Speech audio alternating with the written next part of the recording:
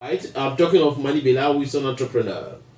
Voilà, Mani Bella qui actuellement subit beaucoup de problèmes avec sa palapala, je ne sais pas si j'avais dit sa palapala ou son palapala, bref. Son business, son snack, Palapala City. Son snack, oui. Son snack Palapala City Lounge. Il faut dire que Mani Bella a fait une sortie hier où elle était très en colère, mais alors très en colère.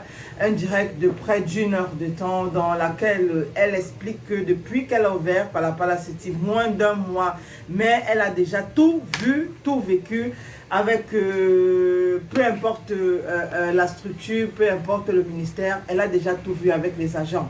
Que ce soit le service d'hygiène, la sécurité, le tourisme, bref, quand vous ouvrez, je sais pas, quand vous ouvrez une structure de ce genre, vous imaginez bien les personnes qui peuvent passer par là pour voir si ou pas vous êtes en règle. Et donc Mani Bella, depuis l'ouverture de Palapala City le 27 avril, n'en peut plus de la présence ou bien de la visite de certains agents disant venir au compte de l'État. Il faut dire que pour la goutte d'eau qui fait déborder le vase, c'est la présence des agents de la CNPS. Oui, donc, ils sont arrivés pour? Ils sont arrivés, d'après elle, pour vérifier si les employés, voilà, si les employés sont affiliés à la CNPS, s'ils ont un bon salaire, comment est-ce qu'ils travaillent au quotidien et tout. Et donc Mani Bella n'a pas pu supporter, et voilà, elle a fait ce direct pour dire c'est un peu trop. Pour dénoncer cela. Voilà, c'est un peu trop. À moins d'1 mois, elle a déjà les agents de la CNPS. Et donc dans le direct aussi, elle demandait les avis des uns et des autres pour savoir si habituellement c'est comme ça que ça se passe, que ce soit avec les bars ou encore les snacks. Est-ce que mais je pense que les impôts donnent 1 an d'exonération. Oui, justement, il y a 1 an d'exonération. Je crois que la CNP, les autres devaient faire de même, non? Il y a des gens qui sont venus lui répondre en commentaire qu'elle a normalement elle a le droit de tourner 1 an avant de commencer à payer quoi que ce soit. Mais pour la précision, il faut dire que Mani Bella, dans son direct, a déclaré à maintes reprises être en règle. Peu importe les papiers qu'on lui demandait, elle était en règle et ayant payé 1 an. Donc elle ne comprend pas pourquoi la CNPS... mais est-ce que ce n'est pas juste des contrôles habituels? Est-ce qu'on est arrivé là-bas pour la naquer?